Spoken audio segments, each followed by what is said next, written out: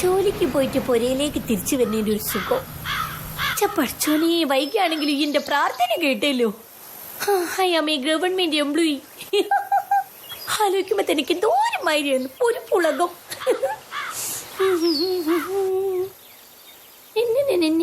അതെ എന്റെ എത്ര ബൈക്ക് പണിയും കഴിഞ്ഞ് ഇവിടെ എത്തുമ്പോഴത്തേക്കും ഇത്രയും നേരം ആവും.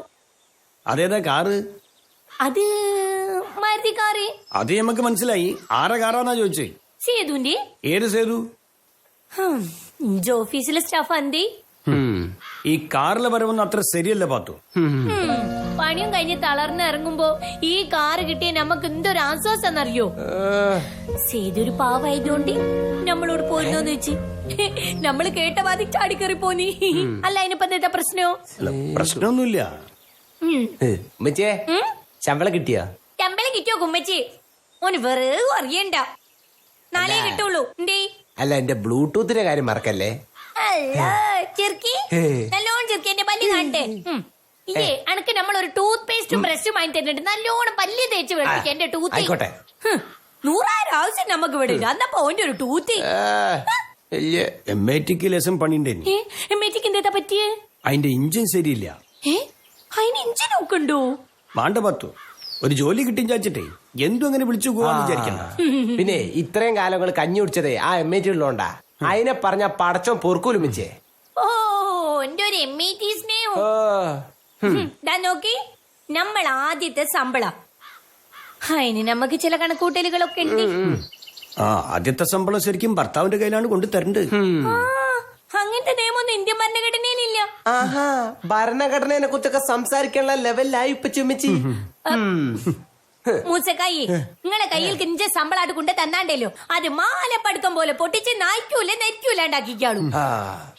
ഇങ്ങോട്ട് നോക്കി, നമുക്ക് ചില പ്ലേനും പദ്ധതിയും ഒക്കെ ഉണ്ട്. ഞാനും റസിയയും തമ്മിൽ എല്ലാം തീരുമാനിച്ചിക്കണേ. നിങ്ങൾ അതിൽ ഇടപെടണ്ട. ഭാര്യയായ ഉമ്മച്ചി ഭർത്താവായ ഉപ്പച്ചിനോട് ചോദിച്ചിട്ടാണ് ഓരോരോ കാര്യങ്ങൾ ചെയ്യേണ്ടത്. അതറിയോ ഉമ്മച്ചിക്ക് ആദ്യം? അല്ലോ ഇല്ലായിനോ അറിഞ്ഞൂടായിനോ? പാത്തുവോ ഈ പഴയ പാത്തുല്ലപ്പോ? അല്ല, പഴയ പാത്തു മയ്യത്തായി. ഇത് പുതിയ പാത്തുവാണ്. ഗവൺമെന്റ് ഉദ്യോഗസ്ഥയായ പാത്തു. ഒരു പണി കിട്ടിയപ്പോഴേക്കും ഇയാളാകെ അങ്ങോട്ട് മാറി. ഹോഞ്ച മൂസക്കായി, നിങ്ങൾ വെറുതെ ഓരോന്ന് ആലോചിച്ച് കൂട്ടുകയാണി. കൂടെ ഒരുത്തൻ കമ്പനിക്കാരെ. ഇങ്ങോട്ട് നോക്കി, കുടുംബത്തിന്റെ നന്മ മാത്രം എന്റെ മനസ്സിലുള്ളൂ. ഈ നമ്മളെ കൂടുതൽ പഠിപ്പിക്കാനൊന്നും വരണ്ട. 10 രൂപ കൈമൽ വന്നപ്പോഴേ അന്റെ നിറമാറി. ഏതാണ്ടേ ഓന്തിന്റെ ഫേസ് കട്ട് തന്നെയാണ് കുത്തോട്ട് വെച്ചോണ്ടല്ലോ മാരമോനെ. മൂസക്കായി എന്തേതാണ് നിങ്ങളെ പ്രശ്നം ഒന്ന് പറയേ. ഒന്നുമില്ലേ, നമ്മളെ വെറുതെ വിട്ടേക്ക്. നമ്മളൊരു പാവവും മീൻ കച്ചവടക്കാര്. ഗവൺമെന്റ് ഉദ്യോഗസ്ഥയായിട്ട് സംസാരിക്കാനുള്ള സ്റ്റാൻഡേർഡ് പോലും ഞമ്മക്കില്ല. ഞങ്ങക്ക് ഭ്രാന്താണ് ഭ്രാന്തി. നമുക്കൊരു പണി കിട്ടിയാല് അങ്ങക്ക് ലേശം സന്തോഷാവുന്നു നമ്മൾ വിചാരിച്ച്. നമ്മളെ പണി ഇങ്ങക്ക് ഒരു താങ്ങാവുന്നു നമ്മൾ വിചാരിച്ച്. ഇത്രയും വലിയ താങ്ങൊന്നും താങ്ങേണ്ട കാര്യമില്ലേ.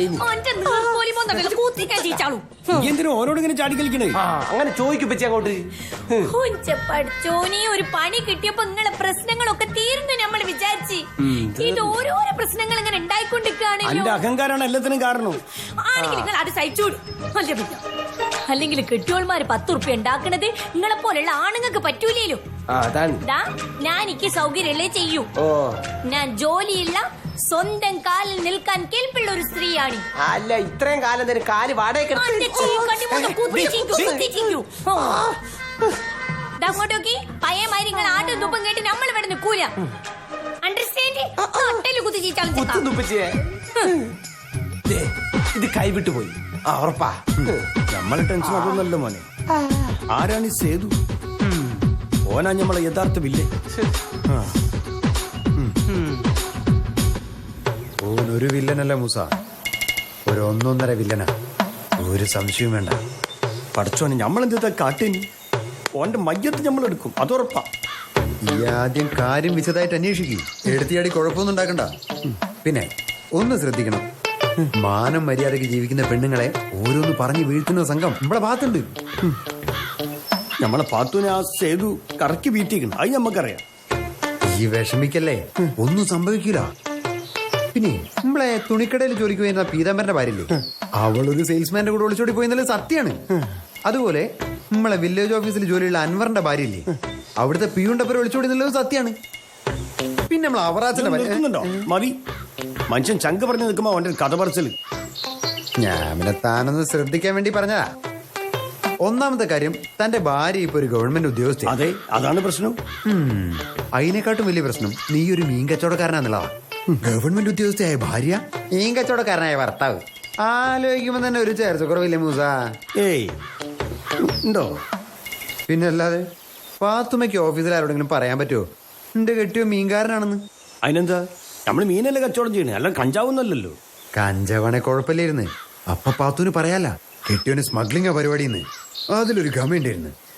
ഇതിപ്പോ ഇങ്ങനെ പീറം മത്തി അയിലേക്ക് വരുന്ന പരിപാടിയെന്ന് ഓളിങ്ങനെ ഓഫീസിൽ പറയും. പിന്നെ നമ്മൾ എന്താ കാട്ടുക? അത് നമുക്ക് ആലോചിക്കാന്ന്. അല്ല, നമ്മൾ ഈ മീൻ കച്ചവടം നിർത്തണോ? ഓക്ക് വേണ്ടി എന്ത് ചെയ്യാനും നമ്മൾ റെഡിയാ. അതുകൊണ്ട് കാര്യമില്ല. അപ്പൊ പാത്തുവിന് പറയേണ്ടിയില്ലേ ഒരു പണിയില്ലാത്ത ആളാണ് തന്റെ ഭർത്താവെന്ന്? ഇതിപ്പോ മീൻ വിറ്റാലും പ്രശ്നമാണ്, വിറ്റില്ലെങ്കിലും പ്രശ്നമാണ്. ഒരു ഗവൺമെന്റ് ജോലി സംഘടിപ്പിക്കാൻ എന്താ മാർഗം? അനക്ക് അത് എളുപ്പമാണല്ലോ. ഏ? അതിവിടെ മുട്ടാത്തി രൂപ മതി, അവിടെ വിൽക്കാൻ വെച്ചിട്ടുണ്ടല്ലോ. ഈ നടക്കണ വർത്താനം വല്ലതും പറയടോ. ഈ വേജാരാവണ്ട മൂസ, എത്രയോ കുടുംബങ്ങൾ കലക്കിയിട്ടുള്ള അല്ല കലങ്ങിയ കുടുംബങ്ങളെ രക്ഷിച്ചോനെ ഞാനെന്ന് നടക്കറിയല്ലോ.